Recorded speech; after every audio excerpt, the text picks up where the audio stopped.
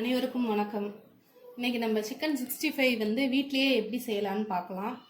கடை மசாலா எதுவும் சேர்க்காம வீட்டில் எப்படி செய்யலான்னு பார்க்கலாம். அதுக்கு 1.25 கிலோ சிக்கன் எடுத்திருக்கேன். உப்பு, மிளகாத்தூள், மல்லித்தூள், பட்டை, கிராம்பு, ஏலக்காய், பூண்டு, எலுமிச்சம்பழம் 2, இஞ்சி கொஞ்சோன்னு, கலர் பவுடர். இதை மாத்திரம் நம்ம இப்போ போட்டு நம்ம வந்து இது பண்ண போகிறோம். இதை வந்து ஃபைன் பேஸ்ட்டாக அரைச்சிட்டு நான் உங்களுக்கு வந்து காமிக்கிறேன். இப்போ நம்ம இந்த 2 எலுமிச்சம்பழத்தை நறுக்கி வச்சுருக்கேன். ஃபஸ்ட்டு எலுமிச்சம்பழத்தை புழிஞ்சிடலாம்.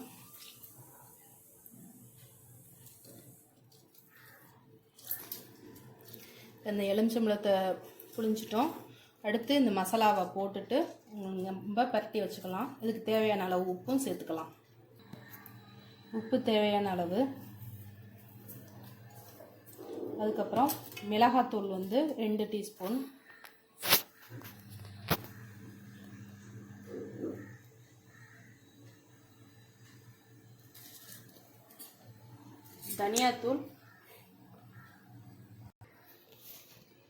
தனியாத்தூள் கொஞ்சோண்டு. இது வந்து சிக்கன் கலர் பவுடர்.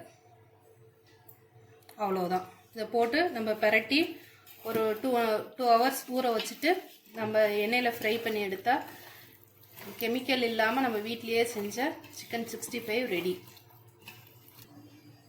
இப்போ பரட்டி வச்சாச்சு. ஒரு 2 மணி நேரத்துக்கு அப்புறம் பொரிக்கலாம். பாருங்கள் ஃப்ரெண்ட்ஸ், இப்போ வந்து நம்மளுக்கு இது நல்லா சிக்கன் வந்து 2 ஹவர்ஸ் ஊறிடுச்சு.